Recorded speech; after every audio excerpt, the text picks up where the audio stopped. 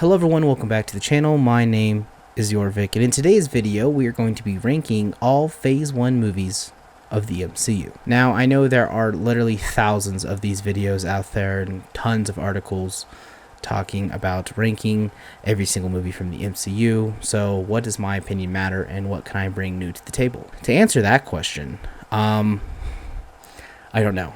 I'm just a fan of these movies. I mean, obviously there are some stinkers in here, which we'll get to, but I feel like that for most of the conversations that I've had with people, my immediate friends, and just some other discourse with people online, and just some of these other videos I've seen that rank these, I feel like there's a lot that gets missed, and I feel like a lot of these ranking videos solely go off of nostalgia or how they felt when it came out.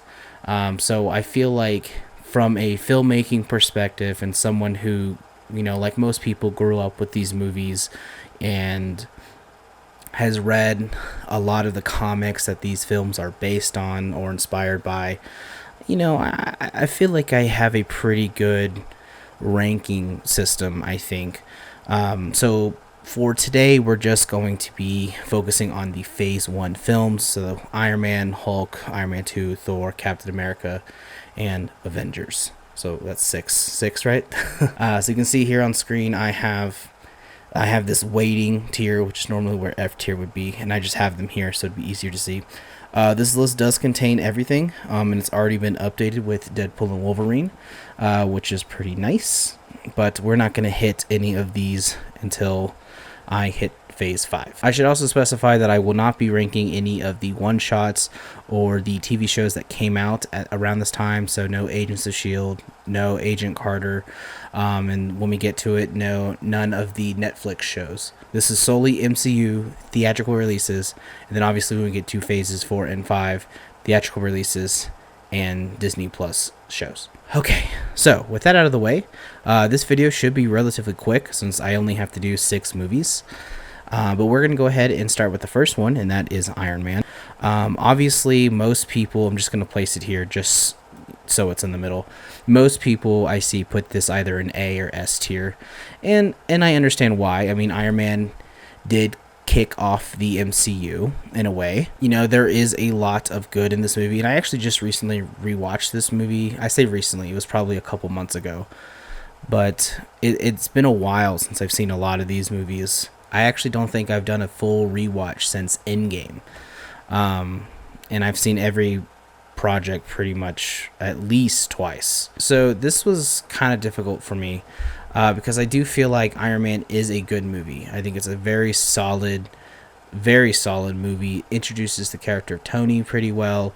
His supporting cast with, say what you will about her now, but I do like Gwyneth Paltrow as Pepper Potts. I love Jon Favreau, who directed this film. He directed Iron Man 1 and 2 as Happy, and spoiler, Happy just reappeared again in Deadpool and Wolverine.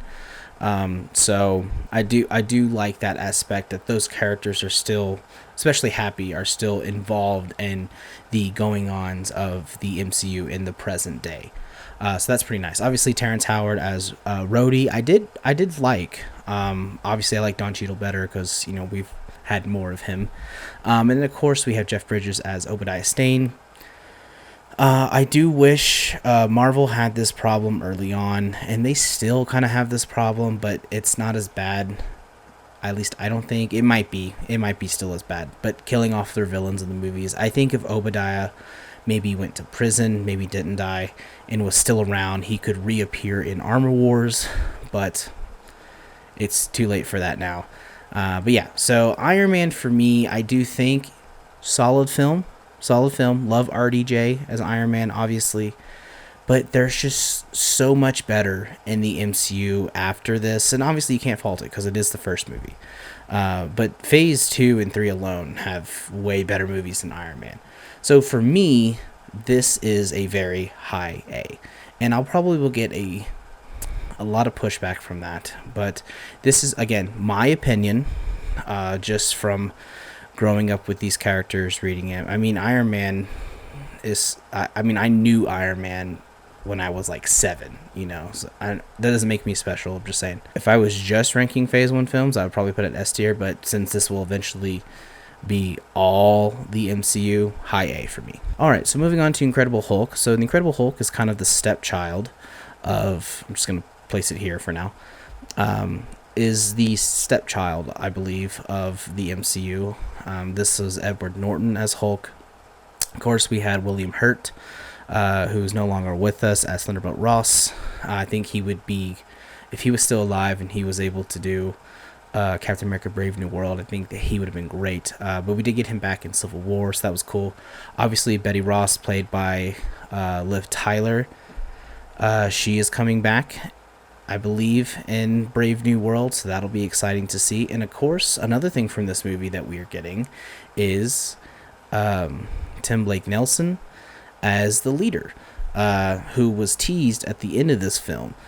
So it is pretty interesting. I do think The Incredible Hulk is way better than people give it credit for. Is it a great movie overall? I don't know. I do like the soundtrack a little bit. I do like Tim Roth as the Abomination, like his whole transformation as he, you know, gets like the super soldier serum or that experimental serum, and then eventually gets mutated into the Abomination. And obviously they just also brought back Tim Roth as Abomination in She-Hulk, which we'll talk about more when we get to She-Hulk in a couple videos. But overall, and Edward Norton as Bruce Banner, I think he has the build of Bruce Banner, like what you kind of imagine Bruce Banner, especially in the comics, and even in that that Ultimate Avengers animated film, which I really loved as a kid. He was very scrawny in that, so he does have that build of Banner. And the design overall of the Hulk was a little weird. It was a little bit more comic booky than, say, Edward Banner, which I also like that Hulk a little bit as well. But overall, I think for the story, it being in the beginning sort of tied to the MCU until they threw RDJ into the post-credits scene, there is a lot here that has been coming back recently. But overall, I think this is a very middle ground movie. It's definitely rewatchable, for me at least. So I'm going to put it at B. Okay, so moving on to Iron Man 2. Now, Iron Man 2, I feel like, is the one... I'm just going to, again, put it up here just for now. I think Iron Man 2 is probably the one I've seen the most out of the first 6 movies. Second to that would probably be Avengers. There's just something about this movie in particular that I really resonated with, and I still don't understand what that could be.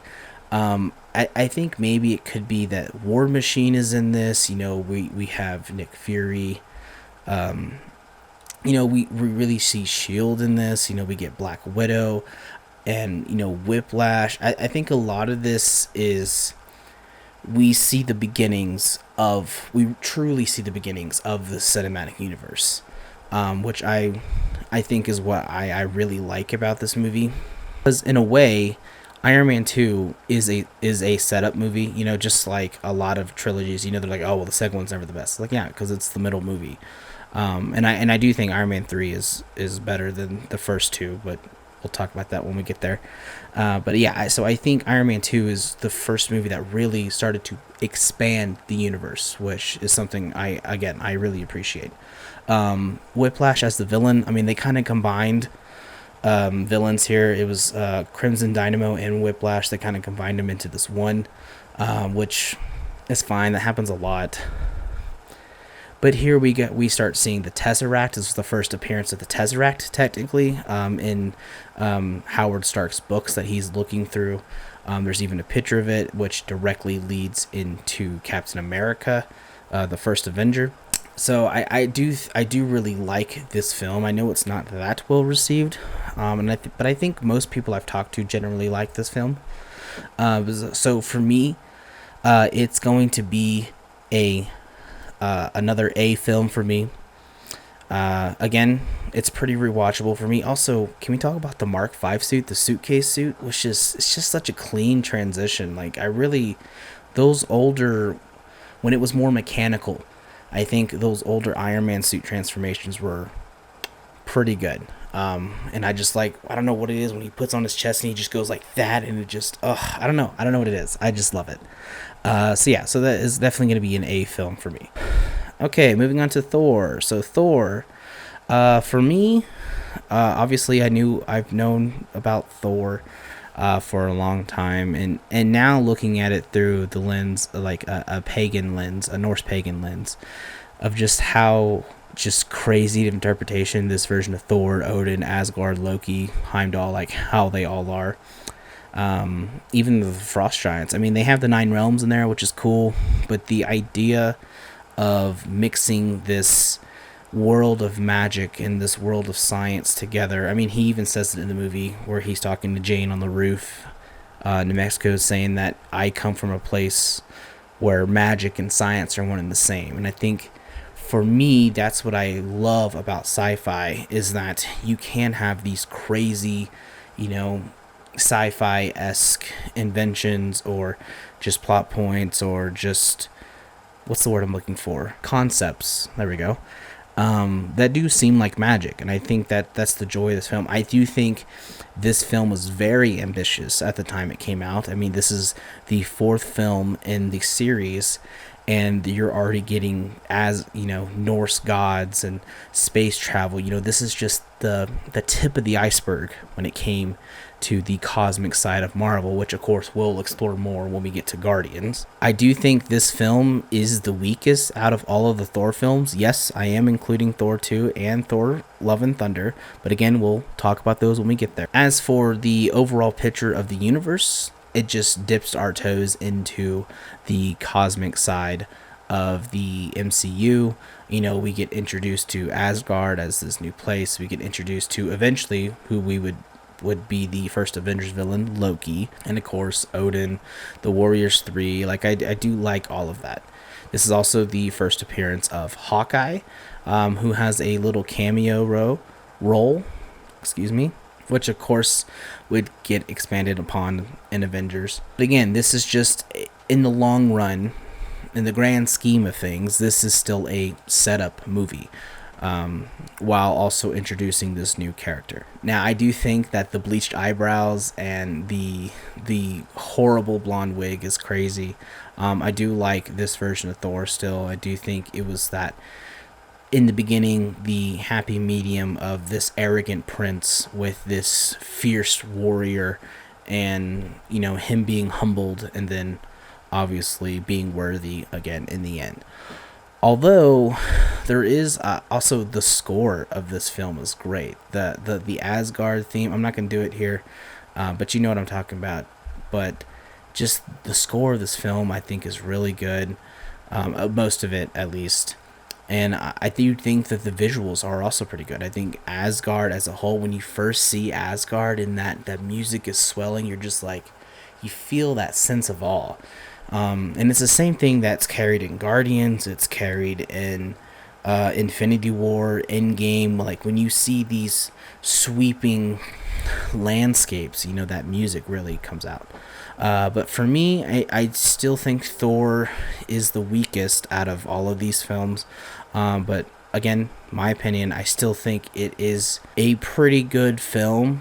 Like, it's very mid, I believe. So I will keep it at B for now. Alright, so coming to Captain America, the first Avenger. This is probably my 3rd most watched film out of all of these.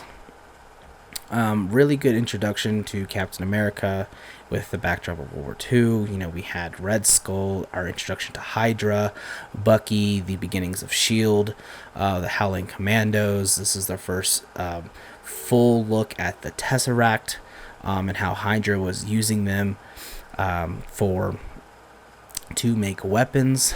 So there is a lot in this film. Obviously, we get introduced to Howard Stark. Overall, I think I think it's the weakest of the Captain America films.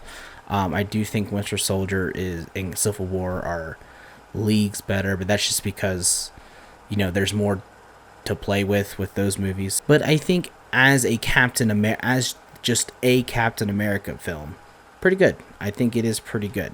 I mean, I even like his costume to an extent. Like, it feels very rugged, very militaristic, for the time period it's set in. I do wish there was less. This sounds dumb now, but at the time, I do wish there was just less Peggy and less. Well, maybe not. Maybe not less Peggy, but like I wish they didn't shoehorn in their relationship, I guess I should say. Because I do like Peggy Carter as a character, and I'm glad that she's come back, throughout the years. But their relationship felt so.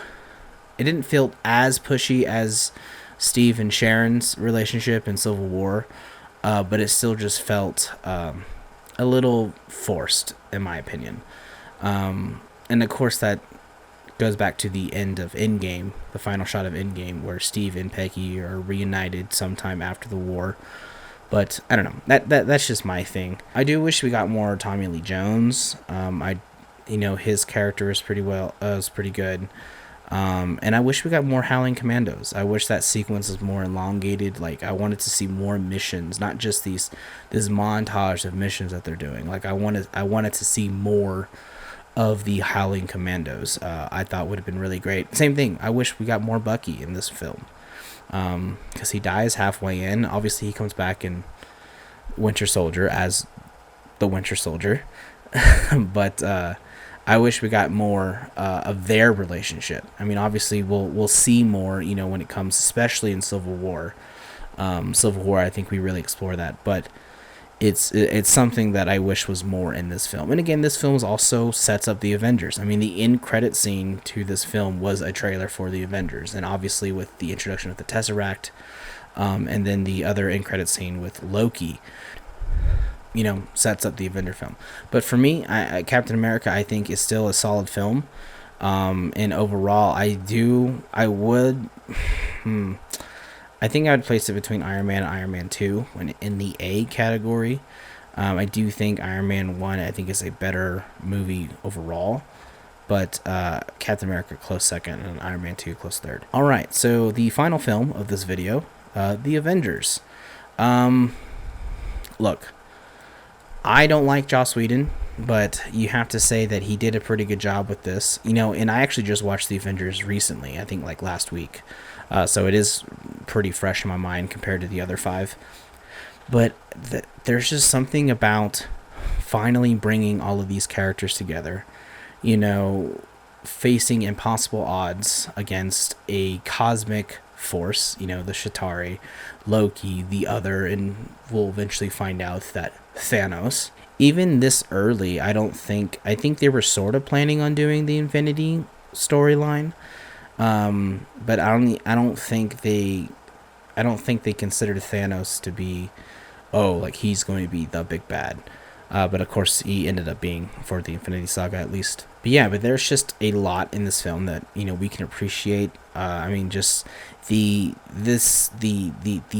I think the whole helicarrier sequence when they first get on the helicarrier to when the helicarrier gets destroyed, I think is probably the best parts of the movie. They have their flying base like they do in the comics, or at least S.H.I.E.L.D.'s flying base from the comics. It does draw a lot of inspiration from that aforementioned Ultimate Avengers animated film that came out, I believe, in 2006 or 2007. It was pre-MCU. I'm pretty sure it was like 06 or 07. But again, this did a lot for the universe, and this pretty much changed the superhero genre in real life going forward. Now, I mean, yes, at this point we've already had like 4 or 5 X-Men films. We had the 2 Fantastic Four films, plus Daredevil, Elektra, Blades trilogy in the late 90s, early 2000s. So it's not, but this film really changed the game, like by putting all of these different franchises together in one movie. I mean, it technically was unheard of in a way, in Hollywood at least. And I mean, it's still going strong now, regardless of what you think about the state of the MCU. So Avengers overall, I think, is really good. I think a lot of people hold this first movie in regards, and I still think it holds up pretty well. Even watching it recently, there are some jokes in it where I'm like, okay, not that I get offended by jokes, it's just outdated jokes that like don't really have a place in our time, and just like the way that, and we'll talk about it more when we get to Avengers Age of Ultron, but you know, the whole thing, the allegations against Joss Whedon, from Avengers sets to Justice League, it's just really weird, especially how he shoots women. I mean, that first scene with Black Widow where she's just like half naked, I mean, it's just really weird and off-putting now. I should say now. But, you know, as a 15-year-old kid, I guess, whatever. But yeah, but overall, I think this film is really good, and I think it does deserve its spot right here in S tier. I think it is an S tier film. Don't get me wrong, there are things about it, but just at the time, the whole thing around it, I think, is pretty... you just had to be there. It's just one of those things. Seeing this movie in theaters for the first time blew me away. It's just one of those things that you just can't really recapture again. And I mean, they got close with Infinity War and Endgame. If you came into Endgame not seeing any of these other movies and you just watched it just to watch, you just don't feel the same. It just doesn't feel the same. And if you were there in 2012 and you watched this movie in theaters, make sure to leave a like, because we're the OG fans. But anyways, guys, that'll do it for this video. Again, this video is just going to cover Phase 1. Do you agree with my ranking? Honestly, probably not. I think most people put Iron Man in S tier. It's just not an S tier film for me. I'm sorry. And if you want to see the second part of this video where we do Phase 2, make sure to get this video to, well, let's keep it modest, 20 likes. How about 20 likes? I'll do part 2. Phase 2 I'm pretty excited for, because it's also it's also 6 films, so it's gonna be a pretty chill video. It's Phase 3, 4, and 5 I'm worried about, because there's so many projects going forward. But anyways, guys, my name is Jorvik, and I'll see you in the next one.